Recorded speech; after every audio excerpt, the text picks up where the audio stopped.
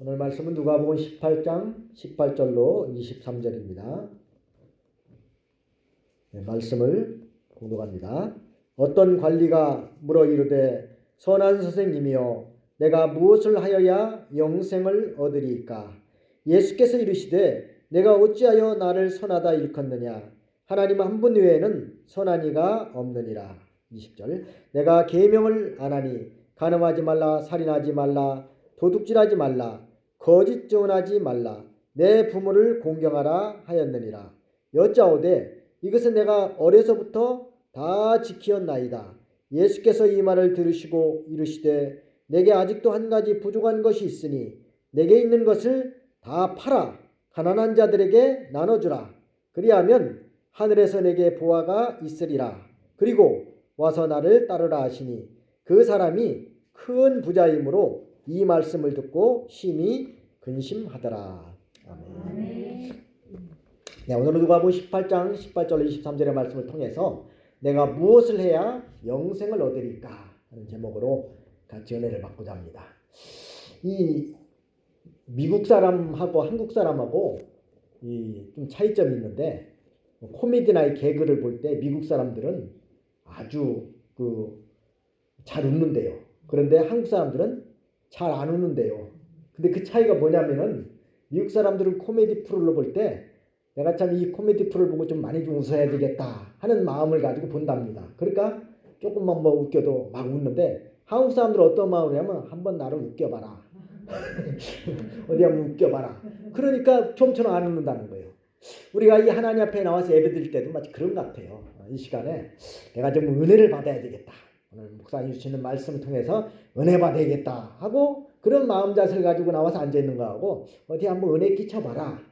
그런 자세로 가지고 앉아있으면 아마 분명히 다를 것입니다. 그래서 이 시간에도 우리 하나님께서 이 시간에 이 말씀을 통해서 나에게 어떤 은혜 주실까 사모하는 마음을 가지고 말씀에서 은혜를 받으시기 바랍니다. 예수 그리스도를 믿는 사람은 다 죄를 용서받고 천국에 가서 영원히 산다는 거 여러분들은 다 믿죠? 네, 우리는 예수님을 믿음으로 천국 간다는 것은 뭐 수없이 들어온 말씀이고 또 실제로 그 말씀을 믿기 때문에 우리는 감사해서 이제 그 주님의 말씀에 순종해서 신앙생활을 하고 있는 것입니다. 영생이란 말은 뭡니까? 영원히 산다는 거예요. 우리 예수님을 믿는 사람들은 이제 영원히 하나님 앞에 가서 살게 된다는 것입니다. 그 영이 죽지 않고 하나님같이 산다는 거예요. 우리는 사실은 죄값으로 말미암아서 다 영원히 지옥 갈 수밖에 없는 그런 자들이었잖아요. 최초에 하나님께서 천지 만물을 창조하시고 또 아담과 하와를 이렇게 만드셔서 에덴 동산에 두시고서는 에덴 동산에 있는 모든 각종 나무 열매를 다 네가 먹고 싶은 대로 먹을 수 있지만은, 그러나 동산 중앙에 있는 선악을 알게 하는 나무 열매를 먹지 말아라 하고서는 하나님과 사람과의 약속을 했잖아요. 약속. 만약에 그 열매를 먹는 날에는 어떻게 된다고 그랬어요? 네가 정령 죽으리라. 이 죽는다는 건 바로 네 영도 죽고 육신도 죽는다는 뜻이에요. 그런데 이 약속은 사실은 잘 지켜졌어요. 처음에는 늘 아마 아담도 그 나무를 볼 때 이건 하나님이 절대로 먹지 말라겠다 했기 때문에 늘 그 말씀을 생각하고 먹지 않았습니다. 그런데 사실은 그 약속이 잘 지켜졌습니까? 깨졌습니까? 깨졌죠. 마귀 사탄이 뱀을 통해서 하와를 유혹하지 않습니까? 그 열매를 먹으면 네가 하나님과 같이 될 것이다. 네 눈이 밝아져서 하나님과 같이 될 것이다. 그 말에 그만 넘어가서 하와가 하나님의 말씀을 어기고 그 선악과를 따먹고 누구한테 줬어요? 남편한테도 줬습니다. 먹으면 자기만 먹지 왜 남편까지 가지. 물귀신 작전으로 끌고 들어가려고 그래. 어쨌든 사실은 누구와 누구 사이에 약속한 거예요? 하나님과 사람의 대표인 아담과 약속을 했는데 그 약속은 결국 누구 편에서 깼어요? 사람이 깼죠. 즉 하나님의 말씀을 거역한 것입니다. 하나님의 말씀을 거역했다는 것은 다시 말해서 뭘 지었다는 거예요? 죄를 지은 겁니다. 그래서 죄를 지었기 때문에 하나님의 말씀대로 죽은 겁니다. 영이 죽고 그 육신도 결국은 죽은 거예요. 근데 하나님께서 사람을 만들어 놓고 죽이면은 무슨 의미가 있겠어요? 그래서 하나님께서 살 수 있는 길을 열어주셨다 그럽니다. 그 살 수 있는 길이 바로 뭐냐면은 바로 하나님의 아들이신 예수 그리스도를 이 땅에 보내셔서 바로 그 우리가 지은 죄값을 대신 짊어지시고 십자가에서 피 흘려 주셨기 때문에 이제 우리가 다 죄를 용서받아서 이제 하나님 앞에 갈 수 있는 길을 열어놨습니다. 그래서 누구든지 바로 예수님이 내 이 죄를 씻겨주기 위해서 십자가에서 피 흘려주셨다는 것을 믿는 사람은 다 죄를 사함받고 천국에 간다는 것이 바로 우리가 전하는 복음의 내용입니다. 즉 예수님을 믿어야만, 예수님이 나를 위해서 십자가에 피 흘려서 내 죄를 씻겨주셨다는 것을 믿어야만 어디 갈 수 있다는 거예요? 천국 갈 수 있다는 거. 이건 수턱에 들어서 걸립니다. 제가 아마 거의 시간마다 안 빼먹고 말씀을 드립니다. 왜냐하면 사실 그렇게 해도 그냥 교회를 예수님을 믿지 않으면서 그냥 어떤 분위기에 휩싸여서 또 다른 목적으로 다니는 분도 있을 수가 있다는 것입니다. 오늘 여기 본문에 보면은 이 부자 청년 한 사람이 오랫동안 신앙생활, 즉 어려서부터 신앙생활을 했지만 영생 문제를 해결받지 못했습니다. 내가 어떻게 영생을 받을 것인가 이걸 몰랐어요. 이제 열심히 계명 지키고 그저 성경에 나와 있는 말씀대로 살려고 노력하면서 신앙생활을 한다고 했지만 참으로 내가 영생 얻는 방법이 무엇인가를 깨닫지 못했기 때문에 이 부자 청년이 예수님에게 찾아와서 예수님에게 내가 어떻게 해야 영생을 얻겠습니까? 이것을 물어보실 때 예수님께서 오늘 답변해 주신 내용의 말씀입니다. 그래서 우리는 이 영생의 도리를 바로 알고 신앙생활 해야 된다는 거예요. 영생의 도리를 깨닫지 못하고 신앙생활 하면은 이거 자기의 구원을 잘 이뤄나갈 수 없고 또 천국에 대한 소망과 확신도 없는 거예요. 내가 어떻게 해야 천국에 갈 수 있고 내가 어떻게 해야 영생을 얻을 수 있는 길인가를 분명하게 깨달아야 된다는 것입니다. 여기 18절로 19절에 보면 먼저 여기 보면 한 관리가 예수님께 영생에 대해 질문했다고 했습니다. 이 사람은 영생 얻는 길을 잘 모르고 있었다는 거예요. 그래서 예수님께 찾아와서 이 영생 얻는 법을 물어봤습니다. 마태복음에 보면은 이 사람은 부자 청년이라고 기록되어 있습니다. 어려서부터 철저하게 계명을 지키면서 신앙생활 해온 사람입니다. 얼핏 육신적으로 보면은 사실상 열심히 있게 신앙생활 잘하고 있는 교인이었단 말이에요. 그런데 어려서부터 이렇게 신앙생활을 열심히 하면서 계명도 철저하게 잘 지켰는데도 불구하고 도대체 어떻게 해야 내가 영생 얻어 천국에 가는가 그 방법을 잘 모르고 있었다는 거예요. 그래서 이 영생 문제를 해결받지 못해서 이 문제를 좀 해결받으려고 예수님에게 찾아와서 질문을 한 것입니다. 이 사람은 그저 도덕적으로만 신앙생활을 했던 사람입니다. 도덕적으로만. 기독교는 이 도덕적인 면만 강조하는 종교가 아닙니다. 영생 얻는 도리를 분명하게 깨닫지 못하면은 아무리 도덕적으로 흠이 없다 할지라도 도덕적으로 잘했다 할지라도 하나님께 인정받지 못하고 구원받지 못한다는 거예요. 대개 다른 종교에서 보면은 그저 도덕적으로 혹 윤리적으로 그저 착하게 살고 선하게 살면은 다 구원받고 영생 얻는 줄로 생각합니다. 그래서 다른 종교에서 보면 그저 이 선하게 살으려고 도덕적으로 흠이 없는 사람이 되려고 얼마나 자기 자신이 노력을 합니까? 하지만 아무리 도덕적으로 선하고 깨끗하게 산다 할지라도 내 죄를 용서받지 못하면은 천국에 갈 수 있어요, 없어요? 없다는 거예요. 이 죄를 용서받는 길은 오직 딱 한 길밖에 없어요. 하나밖에 없단 말이에요. 히브리서 9장 22절에 보면은 피 흘림이 없은즉 뭐 사함이 없느니라? 죄 사함이 없느니라 했습니다. 그래서 죄를 사함받을 수 있는 길은 오직 피를 흘려야만 된다는 거예요.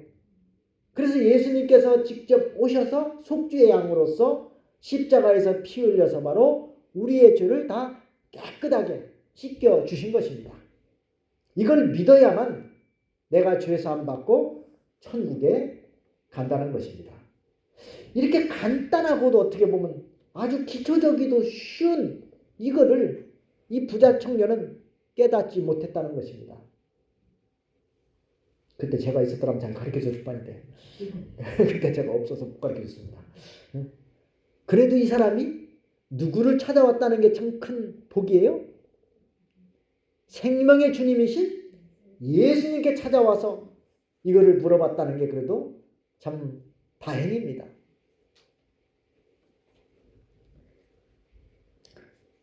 이 도덕적인 면도 물론 우리 기독교에서 무시하면 안 되지만은 그러나 가장 중요한 것은 영생 얻는 방법이 무엇인가를 확실하게 깨달아야 된다는 것입니다. 내가 어떻게 해야 영생으로 천국에 갈 것이냐? 금방 말씀드렸던 것이 누구를 믿어야만? 예수님을 믿어야만 바로 죄를 사함받고 천국에 갈 수 있다는 걸 분명히 깨달은 다음에는 이제는 예수님의 말씀대로 즉 하나님의 말씀대로 이제 도덕적인 면이나 윤리적인 면이나 또 계명이나 이걸 잘 지켜서 자신의 구원을 잘 이루어 나가는 생활을 해야 되는 것입니다. 그렇게 사실 도덕적인 문제는 두 번째고 가장 중요한 것은 뭐예요? 구속의 진리를 바로 깨달아야 된다는 말이에요. 구속의 진리. 죄사함 받는 길을 바로 깨달아야만 된다는 거예요.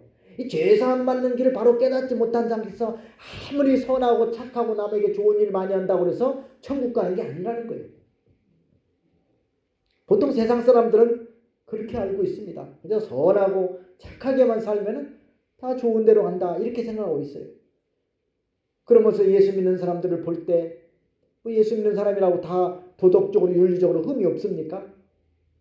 그냥 뭐 누구는 이렇고 뭐 예수 믿는 사람이 무엇이 어쩌고 이걸 얻어먹을 수밖에 없는 그런 행동을 하는 사람들도 많이 있습니다. 예수님께서 죄인을 구원하시려고 세상에 오신 것이지 의인을 구원하려고 세상에 오신 게 아닙니다. 그러나 세상에 의인은 없나니 몇 명도 없다고 그랬습니까? 한 명도 없습니다. 그 말은 즉 아담의 자손으로 태어난 모든 우리 인류는 다 죄인이란 뜻이에요. 의인이란 뜻이에요. 다 죄인입니다. 즉 아담이 범죄함으로 인해서 그 아담이 인간을 대표해서 범죄했기 때문에 그 죄의 영향력이 모든 인류에게 다 전가되려는 겁니다. 이게 아담이 대표로 죄졌으니까 우리도 다 죄인이란 뜻이에요. 그러나 그 죄를 사함받을 수 있는 길을 하나님께서 예수 그리스도를 보내서 바로 열어주셨다는 거예요. 너희들이 이렇게 죄를 져서 그 죄값으로 지옥에 갈 수밖에 없지만 그러나 내가 보낸 독생자 예수 그리스도를 믿으면 네 죄를 사함받고 이제는 천국에 갈 수 있다는 것을 알려주신 것입니다. 이 사람은 예수님께 찾아와서 예수님에게 선한 선생님이여 내가 어떻게 용서를 얻겠습니까? 이 사람은 예수님을 어떤 분으로 지금까지 알고 있었던 거예요? 선한 선생님. 예수님은 선한 선생님입니까? 물론 예수님을 겉으로 볼 때는 다른 사람에 비해서 선하신 분이죠. 하지만 예수님은 선한 선생님이 아니라 누구예요? 바로 우리를 구원해 주시려고 오신 구세주시잖아요. 그죠? 지금도 보면은 세상 사람들 중에는 예수님을 우리의 구세주로 믿는 것이 아니라 그죠? 세상에 선하게 살다간 그 성인 중에 한 사람이다 이렇게 보는 사람들이 많습니다. 세상 사람들은 보통 뭐 4대 성인이다 해가지고 누구누구를 꼽아요. 누구누구를 4대 성인이라고 그래 보통. 공자, 맹자, 또 뭐 소크라테스, 그 다음에 거기다 예수님까지 한 분 끼웠습니다. 사실 그거 마음에 들어요, 안 들어요? 마음에 안 들죠. 어떻게 예수님을 감히 그런 사람들하고 같은 종류로 취급합니까? 예수님은 하나님이십니다.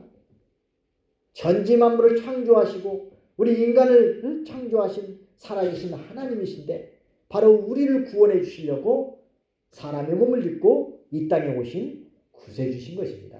그럼 구세주로 믿었어야 되는데 이 부자 청년은 그저 예수님을 선한 선생님 정도로 보고 예수님에게 찾아왔던 것입니다. 이 부자 청년은 바로 예수님에 대해서 아직 바로 알지 못했다는 거예요. 절대 선하신 분은 누구밖에 없다고 주님이 말씀하셨어요? 하나님밖에 없다고 했잖아요. 사람은 선한 사람이 하나도 없습니다. 다 죄인이기 때문입니다. 그래서 사람이 사람을 구원할 수 있을까요? 없을까요? 없습니다. 오직 하나님만이, 절대 선하신 하나님만이 우리 인간을 구원하실 수 있다는 거예요. 그래서 세상의 다른 종교를 보면은 다 결국은 사람이 만든 종교고 사람이 교주입니다. 그 사람도 누군가에 의해서 태어난 인간이에요. 죄인입니다. 죄인이 죄인을 어떻게 구원할 수가 있겠습니까? 그러나 예수님은 사람으로 오셨지만은 사람이 아니라 누구예요? 창조주 하나님이십니다. 그래서 예수님이 누구시냐 물을 때 예수님은 참 하나님이시고 또 우리를 구원하러 오신 참 사람이시고 또 참 구주시라고 이렇게 믿어야 정답입니다. 그래서 예수님이 어떤 분인가를 우리가 바로 알 때 우리의 신앙도 바로 세워질 수가 있는 것입니다. 예수님이 어떤 분인가를 모르는 상태에서 예수님을 믿는다고 하면 어떻게 그 사람의 신앙이 바로 될 수가 있겠어요? 여러분들은 예수님은 어떤 분을 믿어요? 우리를 구원하러 오신 구주로 믿으시죠? 네, 그렇게 믿으셔야만이 천국에 갈 수 있는 겁니다. 내가 아무리 세상에서 착한 일을 많이 하고 선한 일을 많이 했다고 천국에 가는 게 절대로 아닙니다. 내 죄를 씻게 주기 위해서 십자가에서 피 흘려주신 예수님을 믿어야만 내가 죄사함 받고 천국에 갈 수 있다는 거예요. 이게 사실은 기독교에서 가장 중요한 핵심이고 이게 복음이에요. 이게 가장 기본적인 겁니다. 이걸 믿어야만 다른 것도 잘 될 수 있다. 우리가 수학을 공부할 때 더하기, 빼기, 나누기, 곱하기 이 가장 기초적인 게 사칙연산이라고 하잖아요. 그거를 가장 기본적인 것도 모른다면 다른 문제 풀 수 있을까요? 없을까요? 없지요. 바로 예수 믿는 것도 마찬가지예요. 우리가 영생 얻는 길도 마찬가지입니다. 바로 예수님이 어떤 분인가를 바로 알아야만 내가 확실하게 영생을 얻을 수 있다는 것입니다. 자, 이 사람이 어려서부터 나는 예수님을 선한 선생님이 알아서 내가 어찌하여 어떻게 해야만 영생을 얻겠습니까? 그러니까 예수님께서 20절에 보니까 뭐라고 말씀하시냐면 계명을 지키라고 말씀하십니다. 계명을 지켜라. 이게 도덕적인 계명을 지키는 것이 영생 얻는 길이 아니라는 것을 여기서 가르쳐주고 있는 것입니다. 예수님께서 네가 생명에 들어가려면 계명을 지키라 하면서 인간의 그 도덕적인 계명인 5계명에서부터 9계명까지를 그 사람에게 말씀해 줬습니다. 하나님께서 모세를 통해서 우리 믿는 성도들이 지켜야 될 계명을 10가지를 주셨잖아요. 그래서 1계명에서 4계명까지는 사람이 하나님께 대해서 지켜야 될 계명이고, 그 다음에 5계명에서부터 10계명까지는 사람이 사람에 대해서 지켜야 될 계명이지 않습니까? 근데 여기서 예수님께서 바로 사람이 사람에 대해서 지켜야 될 5계명부터 9계명까지를 말씀했습니다. 이것은 그 도덕적인 선을 행함으로 영생을 얻는 줄로 이 사람이 알고 있었기 때문에 이 계명을 지키라고 말씀했습니다. 왜냐하면 이 사람이 처음에 내가 무엇을 해야 영생을 얻겠습니까? 이렇게 물어본 걸 보더라도 이 사람은 사실은 도덕주의자입니다. 그저 도덕적으로 흠이 없고 깨끗하고 착하면은 내가 영생을 얻지 않겠는가 이렇게 생각하고 믿었던 사람이에요. 그래서 그는 인간적인 선을 힘쓰고 그걸 행함으로 인해서 영생을 얻는 줄로 알고 있었다는 것입니다. 그래서 예수께서 바로 그런 생각을 바로 깨트려 버리시려고 이 10계명 중에서 도덕적인 계명을 말씀하신 겁니다. 가르쳐 준 거예요. 근데 거기서 보면 왜 10번째 계명은 말 않고 9번째까지만 말씀을 했느냐? 근데 10번째 계명이 뭐예요? 10번째 계명이 뭐예요? 탐내지 말라는 거잖아요. 탐내지 말라. 그죠? 이 탐내지 말라는 것은 사실 이 심리적인 문제고 외부적인 것이 아니기 때문입니다. 다른 건 다 외부적인 거지만 10번째 얘기는 탐내지 말라는 건 심리적인 문제잖아요. 그 청년은 그 말씀을 듣자마자 아주 자신 있게 내가 이 모든 것을 어려서부터 지켰습니다. 자신 있게 말했습니다. 그래요. 이걸 보면 참 이 청년은 어려서부터 이렇게 신앙생활을 한 걸 알 수 있잖아요. 어려서부터 신앙생활 하면서 이 10계명을 잘 지키려고 아마 힘을 많이 쓴 사람입니다. 이거 참 이렇게 지키기도 쉬운 게 아닙니다. 대단한 사람이에요, 사실은. 근데 이 사람이 어려서부터 이렇게 외부적으로는 계명을 잘 지키고 종교생활을 확실하게 했지만 계명 열심히 이렇게 지켰는데 무슨 문제가 해결되지 않았어요?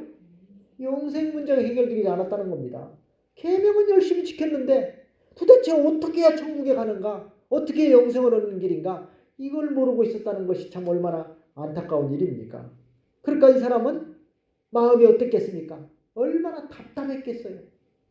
내가 지금까지 어려서부터 계속 계명 잘 지키고 있는데 도대체 어떻게 해야 천국에 갈 수 있는 길인가? 이걸 모르고 있었다는 거예요.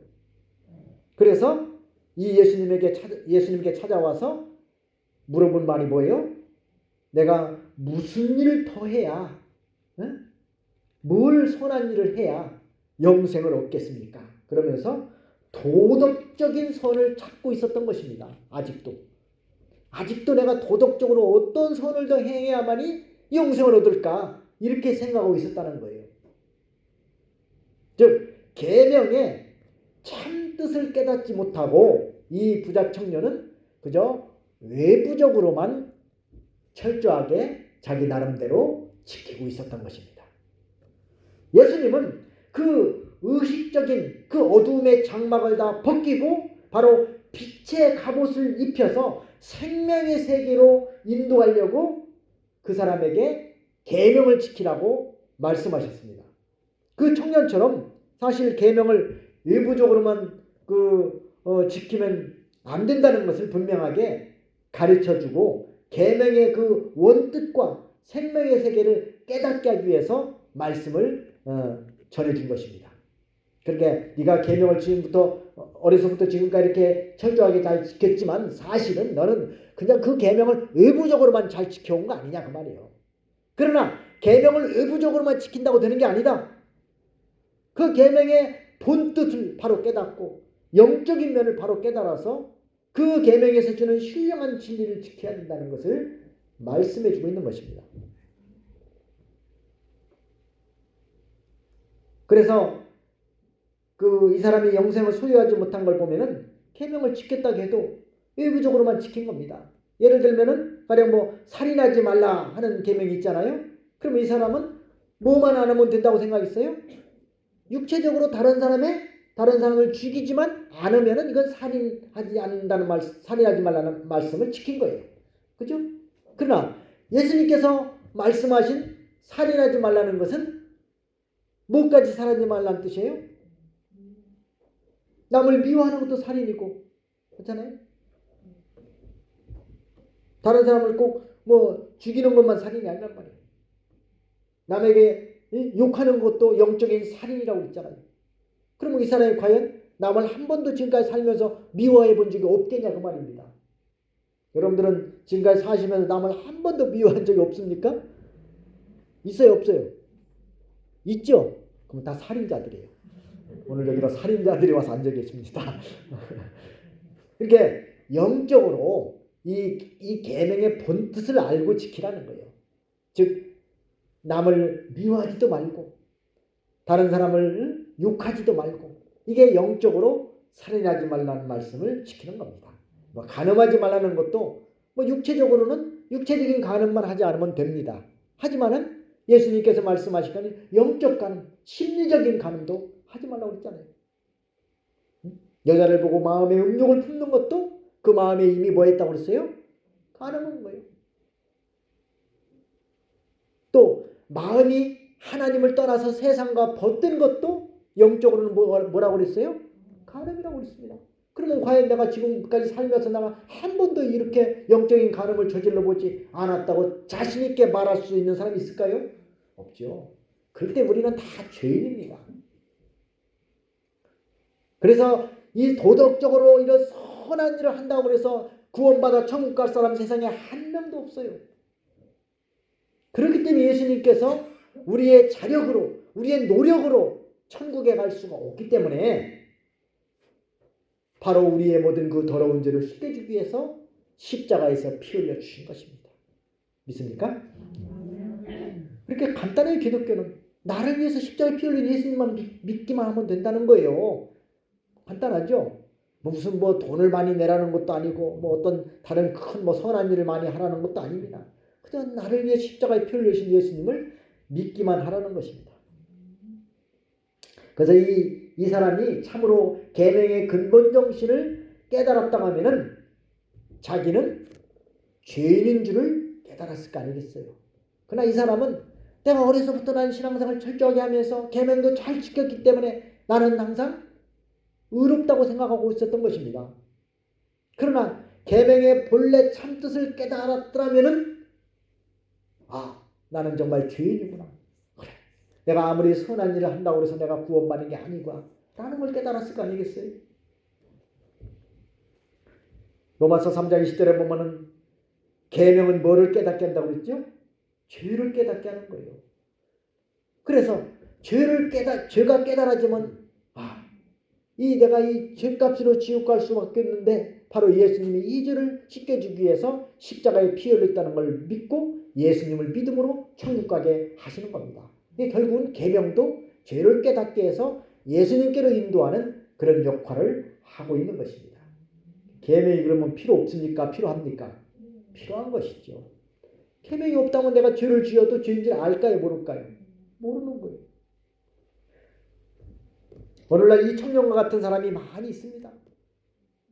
도덕적으로는 계명을 잘 지켜서 예배당에도 잘 나오고 하나님을 잘 섬기지만은 이런 그 신령한 세계는 들어가지 못하고 생명의 역사가 없는 신자가 있다는 거예요.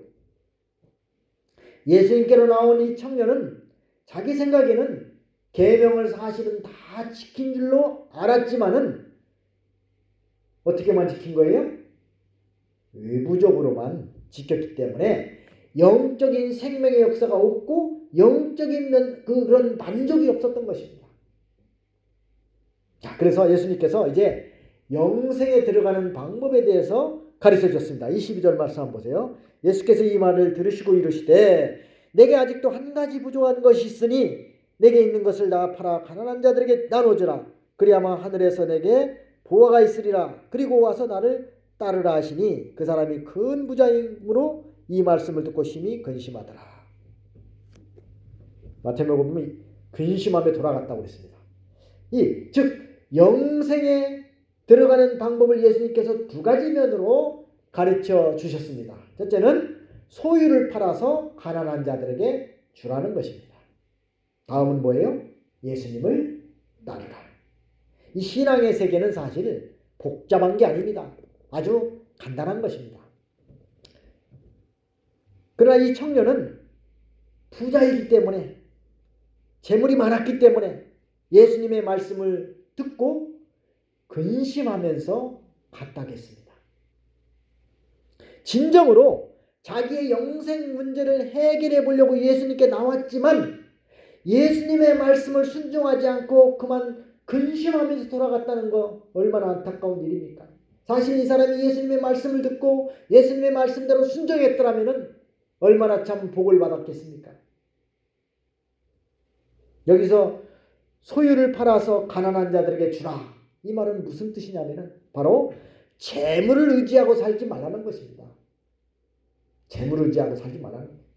사람이 사는 것은 물질에 있는 게 아닙니다. 보통은 물질이 많으면 돈만 많으면 산다 그렇게 생각할 수가 있지만은 그러나 사람이 사는 것은 물질에 있는 게 아닙니다. 재물이 많아서 그 재물이 우상이 되고 그것 때문에 마음이 부유해지면은 생명의 세계에 들어가지 못하는 것입니다. 그러나 재물이 많아도 세상에 부자가 한두 명입니까? 재물이 많다 할지라도 자기 심령은 가난해서 믿음을 잘 지키는 사람이 있습니다. 그러나 일반적으로는 재물이 많으면은 어떨까요? 마음이 높아지고 부유해져서 하나님을 떠납니다.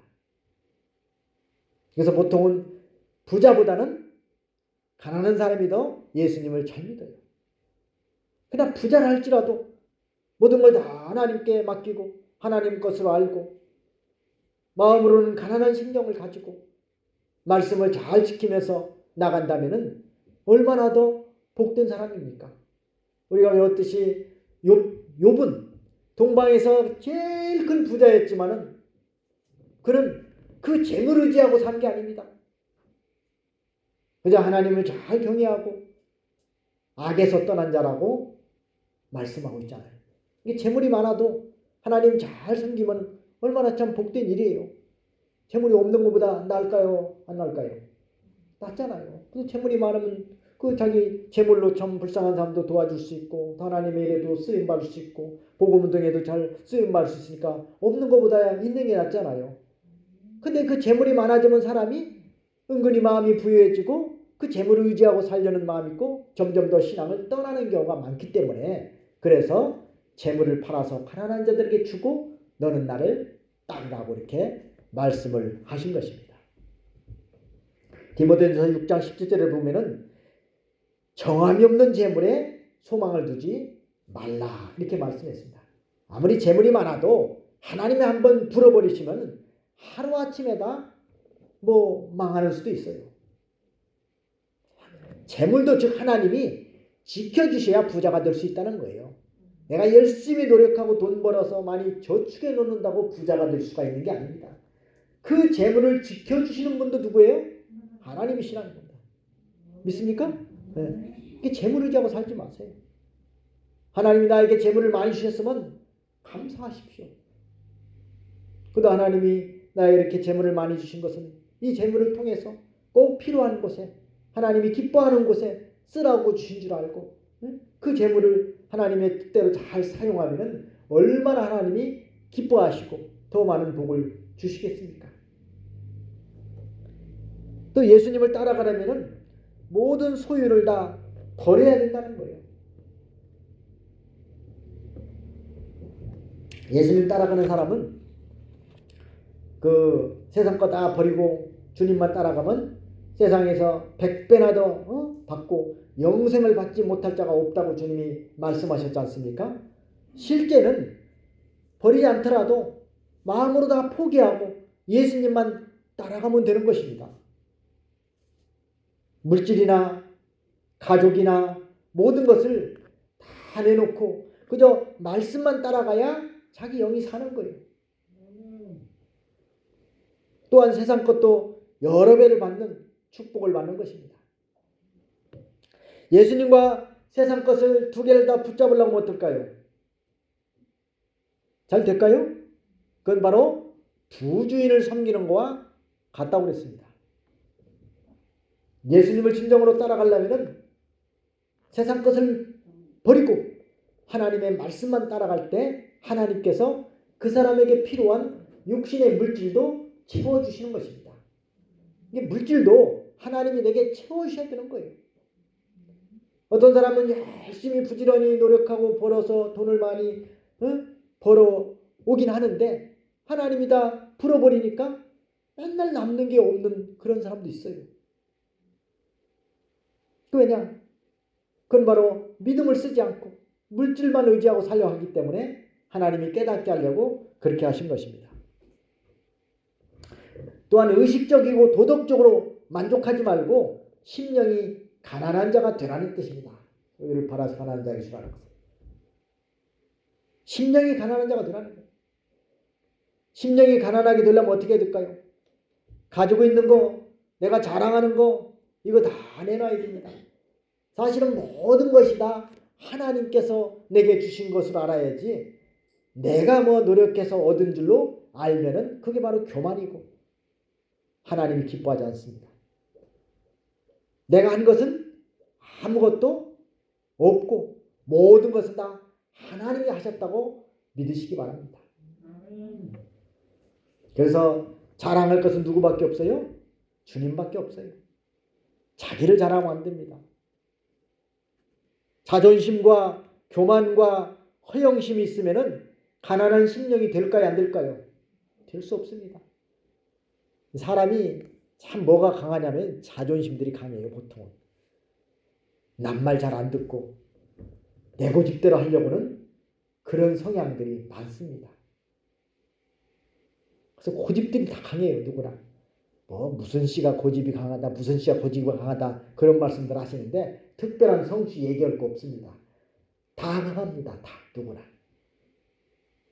뭐 누구는 앉은 자리 풀도 안 한다 그런 얘기 하지 마세요. 다 강합니다. 뭐 어떤 사람 뭐 최 씨를 꼬집어서 말하는데 그런 얘기 하지 마세요. 아이고 박 씨도 보통이 아닙니다. 능가합니다. 정 씨 얘기하지 마세요. 씨도 안 들어가요. 그렇게 그런 세상 성취 따지지 말라는 거. 사람 누구나 다 속에 자존심들이 강해요. 이걸 내놓아야만 뭐가 가난하게 될 수 있다고요? 심령이 가난해진단 말이에요. 가난해야만 하나님이 주시는 말씀을 받을 수가 있는 겁니다. 심령이 가난한 자가. 배부른 사람은 아무리 맛있는 거 먹을 걸 줘도 먹을 수가 없어요. 배가 부르니까. 그렇기 때문에 가난하면은 아무리 맛없는 거라도 주면 맛있어요, 맛없어요? 배고플 때는 정말 맛없는 것도 맛있어요, 그죠? 없어서 못 먹죠. 배부를 때는 실컷 배가 음식을 먹고 배가 한 부른데 뭐 더 먹으라고 주면은 먹고 싶어요, 안 먹고 싶어요? 안 먹고 싶어요. 사람들이 먹는 거에 욕심들이 많은데 저는 먹는 거에 욕심을 잘 안 부려요. 밥 먹고 나서 배부른데 자꾸 무슨 과일 먹으라고 주고 뭐 먹으라고 줄 때가 있어요. 그때는 안 먹는다 그러고 자꾸 먹으라고 안 먹는다 하면 제발 좀 주지 말라고. 심령이 가난해야 하나님이 주시는 말씀을 잘 받아들일 수가 있습니다. 우리가 하나님 앞에 나와 예배드릴 때도 마찬가지. 가난한 심령, 이 가난한 심령을 가지고 나와서 말씀을 들을 때에 그 말씀을 잘 받아들일 수 있고 은혜를 받을 수가 있는 것입니다. 이 부유한 사람은 마음이 부유해져서 올무에 빠지기 쉽고 또 재물을 의지해 살려는 생각이 들어오기 쉽지 않습니까? 보통 사람들은 돈만 많으면 뭐 잘 살 수 있다 그런 생각들을 가지고 있잖아요. 그러나 돈이 인생을 행복하게 해줄 수 없습니다. 돈이 아무리 많아도 그 돈 때문에 오히려 불행한 사람이 얼마나 많습니까? 우리가 정치인들이나 이런 사람들 보면 돈 때문에 감옥 가는 사람이 얼마나 많아요. 차라리 돈이 없는 우리가 더 행복하지 않습니까? 네? 감옥에 안 가잖아요. 돈 없는 거지는 감옥에 안 가도 돈 많은 대통령은 감옥에 갈 수도 있다는 거예요. 가난한 자는 여기서 가난한 자에게 주라고 그랬잖아요. 가난한 자는 바로 누굽니까? 재물이 꼭 필요한 자를 말합니다. 이게 재물이 꼭 필요한 자에게 주라. 꼭 재물이 꼭 필요한 곳에 쓰라는 겁니다. 하나님이 내게 재물을 주신 목적은 첫째는 내가 먹고 사는데 쓰라고 주신 것이고 어쨌든 먹고는 살아야 되잖아요. 그 다음에는 주님을 위해서 복음을 위해서 쓰라고 주신 것입니다. 하나님이 기뻐하는 일에 쓰라고 주신 거예요. 우리 성도들은 그래서 하나님이 기뻐하는 일을 위해서 써야 됩니다. 항상 감사하는 마음을 가져야 돼요. 물질, 즉 돈을 벌게 하실 수 있는 건강을 주신 분도 하나님이신 걸 믿습니까? 건강에 나가서 일을 해서 돈을 벌어오잖아요. 하나님이 갑자기 건강 걷어가시면 아무리 일하고 싶어도 할 수 없지 않습니까? 그러니까 항상 우리는 사실 하나님 앞에 감사할 것이 참 많습니다. 모두가 다 감사하잖아요. 지금 살아있다는 것도 감사하고 숨쉬고 산다는 자체도 얼마나 감사하고 그래서 항상 하나님 앞에 감사를 많이 해야 됩니다. 성도들도 감사의 무대 많이 하세요. 감사의 무대를 잘 안 하시더라고요. 얼마나 감사할 게 많습니까? 큰 교회들 무안에서 무학교회나 이런 데 큰 교회 보면은 목사님들이 막 그냥 담임 목사님이 성도들한테 감사 그 제목을 막 써서 감사의를 다 나눠줘요. 나눠준대요. 그런데도 할머니고 누구 다 시험에 안 들고 내가 이번 주에는 감사할 거 뭔가 찾아봐서 그걸 써가지고서는 감사하고 목사 이번 주에는 이래서 감사합니다 하고 해서 감사하는 것들이 있고 늘 그러신다는 거예요. 근데 너무 그렇게 하나님 우리에게 베풀으신 은혜가 많은데 우리가 감사하지 못한다는 건 얼마나 참 불행한 일입니까? 감사함은 늘